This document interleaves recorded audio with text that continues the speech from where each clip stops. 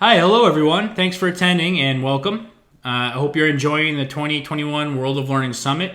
My name is Brett Hamilton and I am part of the customer success team here at LearnWorlds. Now, like it or not, we all live in a data-driven world. Corporations such as Google and Facebook have built billion-dollar empires around the collection of data.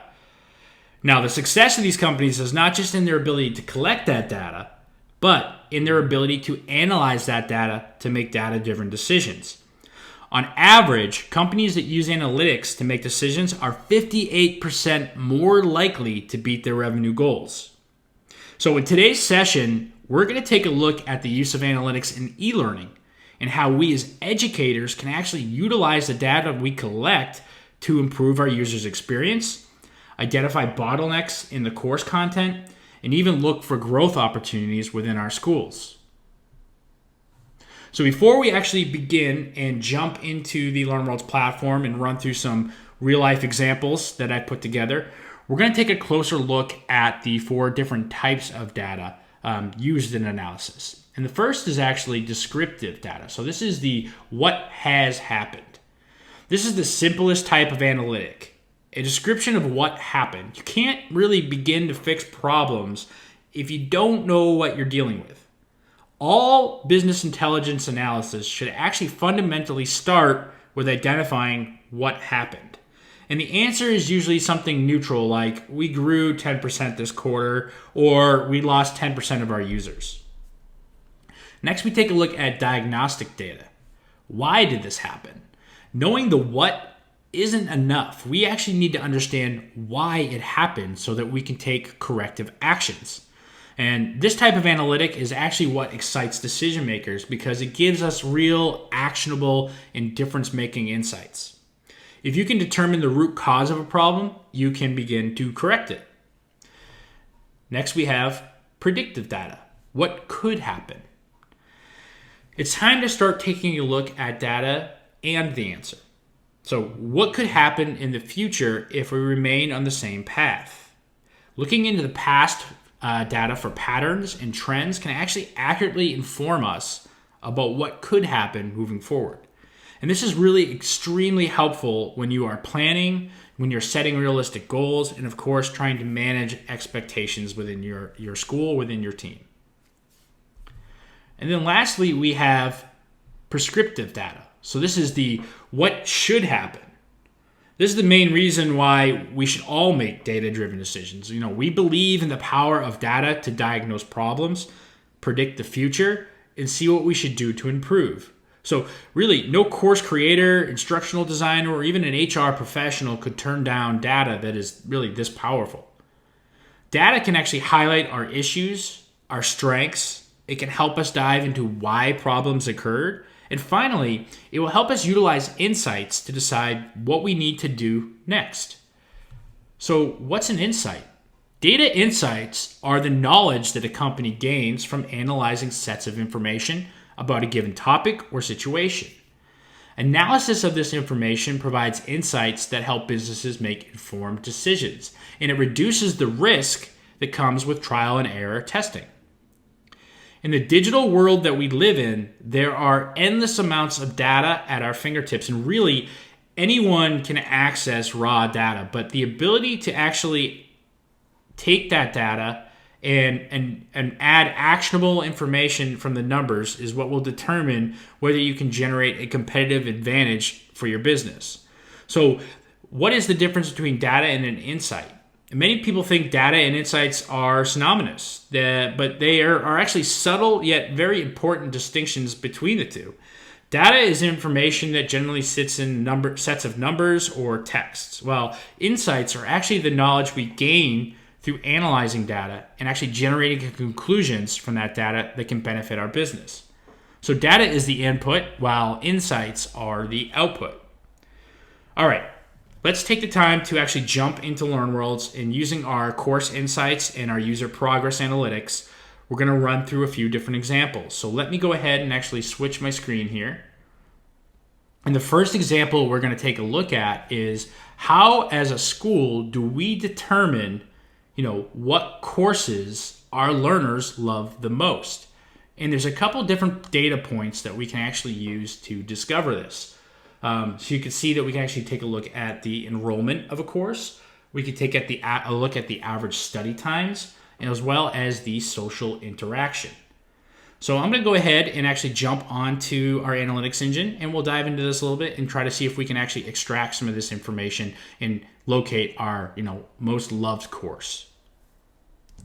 So Course Insights is actually brand new to the LearnWorlds platform, and it provides us with a lot of really helpful information and analytics on what is going on with our courses.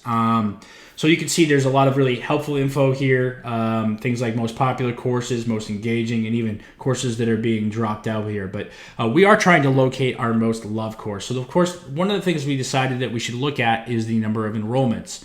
Now, we do have our top courses listed here, but we want to understand why these are our top courses, right? So you can see that this particular course actually has a very high number of enrollments here. So it's about 4,094 students with a very high, social interactions there. So we see a lot of different social interactions, 133. This generally means that students are engaged in the course. They are having course discussions. They're talking about what's going on. They're more or less enjoying the course than just kind of going through the motions. Now we can also see the average time. If we go back onto this main page here, we can actually see the average study time that our users are having on this particular course as well. Now you'll notice if we scroll down here to the bottom to the most engaging courses, this course, Create Our Online Course with LearnWorlds, is actually part of the top most engaging courses as well. So there is a high number of enrollments here. There is a high number of study time, and there's a high number of social interactions. So what this tells me is that this is my top course. So what has happened? The Create Online Courses with LearnWorlds is my top course. Why has it happened? It seems to have the highest enrollment, the highest average study time, and the highest amount of social interactions than all of my other courses combined. So what could happen? So the course was developed as an introductory course for new users. If I continue to use the same content, more experienced users might find it uninteresting and begin to drop out. So what should happen? I could capitalize on the high enrollment numbers and add more advanced content to keep users engaged, or I could create a series of new courses for intermediate and advanced users as a follow-up. So you can see by taking a look at the data, I can actually start to use the different data types to actually decide what I need to do to benefit this particular course. So in our next example, we're going to be actually taking a look at which activities are most engaging. And we're going to use the same course we used last time. But I want to start taking a look now at some different types of data within that course. And one would be, I want to take a look at my activities views versus completion. I want to take a look at my activity engagement and my unique views. So I'm going to have to actually drill into the course a little deeper to find out, which activities are actually the most engaging for my users. So let's dive a little deeper back into that course. I'm going to click here and actually drill into this a little further.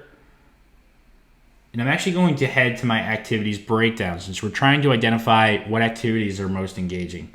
If I jump into this, I can get a good idea of all the different sections and all the different activities that make up the course. I can actually take a look here on the right and see how many viewers have viewed a section versus how many have completed a section.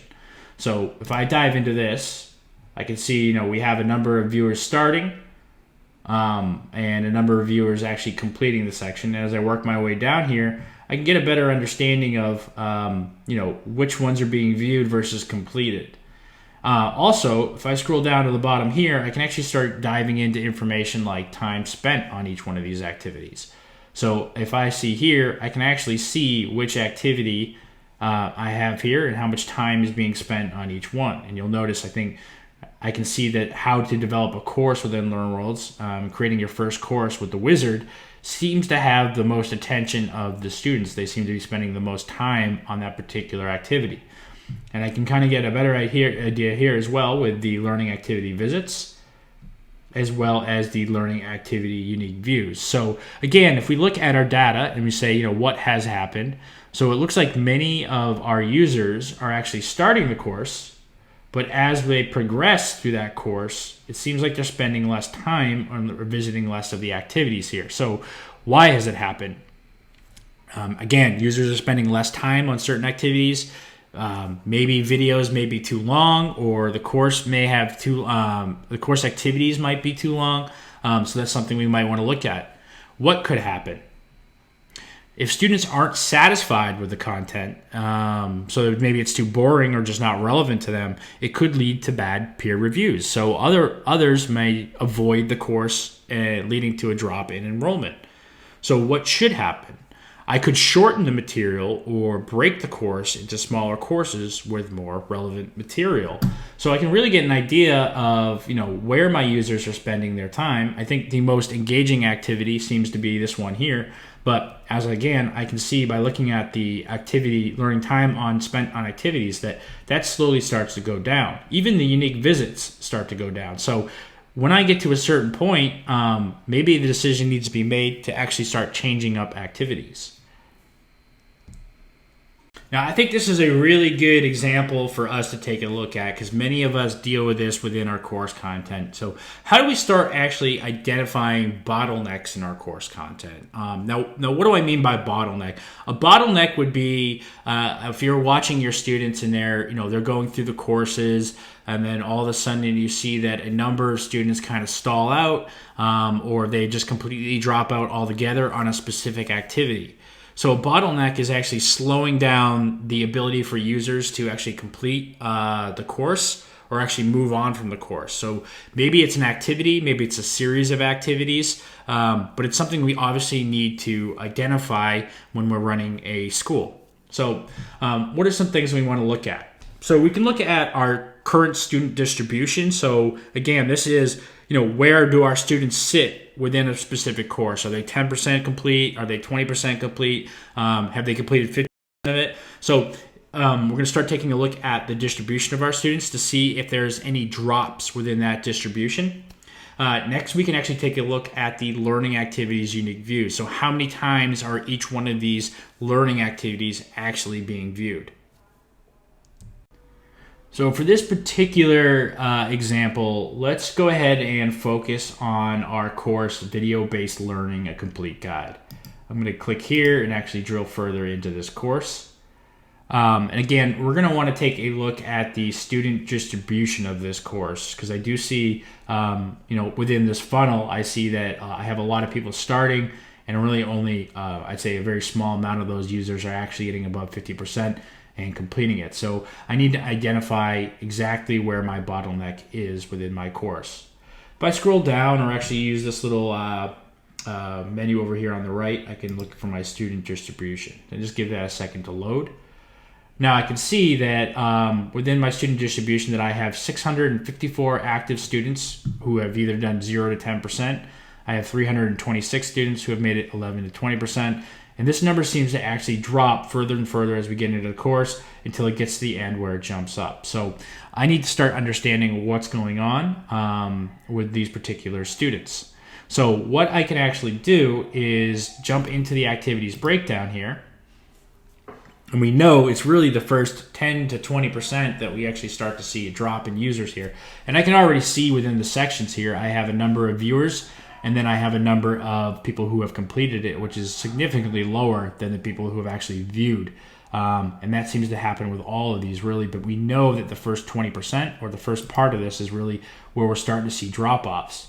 Now, if we drill further into this by activity, I can actually see it's really not that far off. I see that I have 921 with 900 completed, 767 with 700 completed. So there's a big drop right here. And then I see 759 with 735 completed. So really, I start to see a giant kind of bottleneck here. Even when I move further on into the next section, I kind of see some similar statistics there. So I see that 762 versus 735 completed. And I see kind of another larger drop really right around here, which is creating videos for your course, which is another PDF. So that's interesting. Both of my PDFs, I start to see kind of a drop in users. So let's take a look actually at the unique views and see if we see something similar. And we do. We see, kind of a drop in video in views, and then we have a kind of an increased a number of views here. But really, the drops, we're starting to see a quiz. And of course, the downloadable. So there's the PDF that we saw. Again, another drop here. Where's that PDF? And that's right around here. So we really start to see where these bottlenecks are actually forming and what we can actually do to stop that. So again, if we look at the data, what has happened? So many of our users aren't actually advancing past the first to 10 to 20% of the course, video-based learning. So why has this happened? Well, it's interesting because only about 56% of the students are actually moving on to section 2. So those that remain are actually starting to cherry pick the course activities without completing the course in full. And you'll notice that here where you see, obviously not a lot of people have completed, but a lot of views, but you'll notice that these numbers really aren't that far off. So that's telling me the students are jumping around. They're cherry picking as opposed to running through the course. So what should happen? Maybe I need to update the content that's being skipped. So those PDFs that we saw the big drop in, maybe that either needs to be removed or updated. Or maybe I need to make the information in section 2 more relevant or expand on the more popular activities, right? So if we identify the activities with the most view and the most time spent, things like should I use a instructor's talking head video? Maybe we start to expand on that. We can keep views and people more interested because these are the more interesting topics where we see these upticks.